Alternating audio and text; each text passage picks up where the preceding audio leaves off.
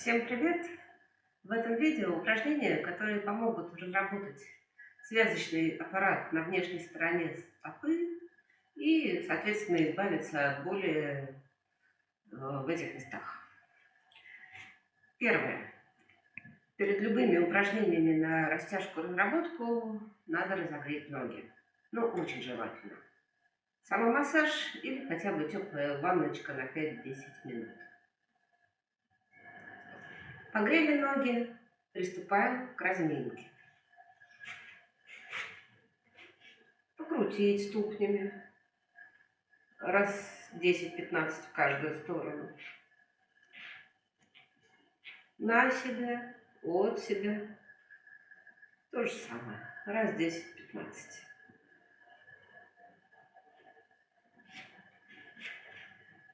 На такое вот сгибание.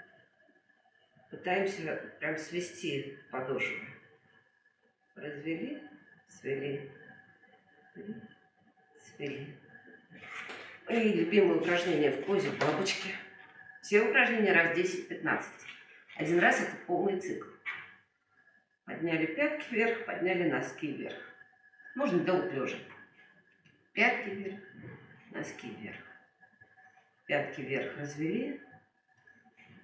Носки вверх развели. Соединили, опустили.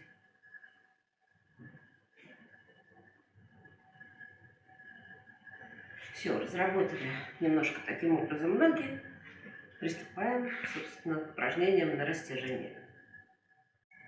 Упражнения на растяжение не обязательно делать все, что я показываю. Ищите самое эффективное, самое комфортное для вас, а точнее дискомфортное, там, где вы больше всего чувствуете натяжение. Так, первое. Собственной ногой давим на внешнюю сторону и пытаемся найти положение, в котором чувствуем натяжение. Удерживаем секунд 15-20, отпускаем. Повторяем. Так, раза 3 или 5. Следующее. С помощью ремня, стропы, что есть под рукой. Обязательно должно быть жесткое, не тянущееся. Или очень-очень жесткая резинка. Оборачиваем вокруг стопы. Берем поводья в руку и начинаем. Тянем. Задерживаемся. Тянем в другую сторону. Задерживаемся. Повторим все то же самое. Задерживаемся каждый раз на 15-20 секунд. 3-5 раз. Вот этот оборот, от него сильно зависит, где и что у вас будет тянуть. Ищите подходящее к вам положение. Так. Следующее. На коленках. Носочки вытянуты. Сначала с упором на руки. Опять же, ищем положение стоп, в котором будет сильнее всего тянуть. Может быть, вот так вот. Сидим. Все абсолютно то же самое. 20 секунд, можно 30. Сидим. Вначале обязательно с упором на руки. И не обязательно полностью садиться. Хотя бы вот так. Может быть, одна нога будет прямой, вторая слегка под углом стоит. И больше веса на нее впоследствии переносить.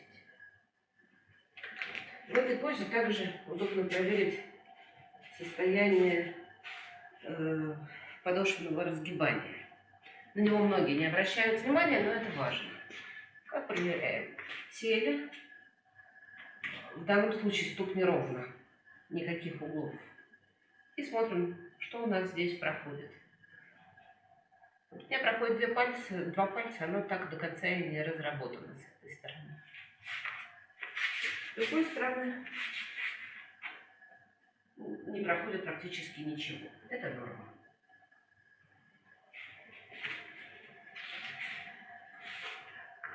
Стоп. Следующее упражнение из положения стоя. Встаем сначала с опорой. Ногу ставим назад на пальцы. И начинаем тянуть. Опять же находим положение, в котором тянем. По повторам все ровно то же самое. Так, еще одно упражнение в положении сидя. Очень эффективное, особенно боли, если есть. Берем ногу, кладем на колено, выворачиваем руками. Особенно вначале можно тянуть и так, чисто руками. И пробегаемся пальцами. Удобнее, виднее без носка. По костям плюсные. С давлением. Нащупали где-то болевую точку. У меня их уже не осталось. Вот нащупали. Давим на нее сильно. Стопа при этом в натяжении. Держим секунд 20-30. Повторяем несколько раз.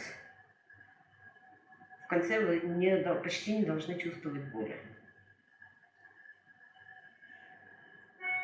И не совсем очевидное упражнение на развитие силы в ступнях. В коленках ступни. Или прямо. Но это когда уже можем вот так сидеть. Или чуть-чуть пяточки наружу. Упираемся кулаками в пол. И поднимаем колени.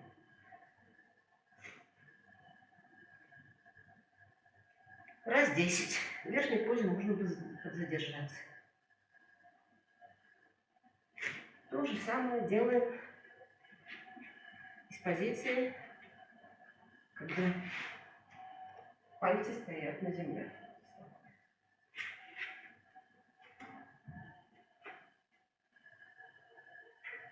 Хорошо, кстати, разгибают пальцы. Оба этих упражнения. Раз 10. 15. И еще маленькое, но очень важное дополнение. Никакие упражнения не тренируют ваши стопы так, как ходьба по неровной поверхности. Трава, разрытый асфальт, каменистые тропинки, галька. Все это улучшает ситуацию в разы. Но только приступать к такой ходьбе нужно, когда вы уже спокойно ходите пару километров, глаза на лоб от боли не лезут, то есть могут сохраняться некоторые ноющие боли, остатки нейропатических болей. Это у нас онемение, жжение, покалывание всевозможное, но именно остатки. Тогда начинаем потихоньку стараться ходить рядом с тротуаром. Увидели ремонтные работы? Отлично. Если вы хотите начать упражняться на неровном раньше, тогда обязательно с туристическими палочками. Или костылем хотя бы, но палочки лучше. И очень аккуратно. Буквально 5 метров прошли для начала, хватит. День на третий можно 10-20. Как-то так. Ну, на этом, кажется, все. Всем легкой походки. Всем пока.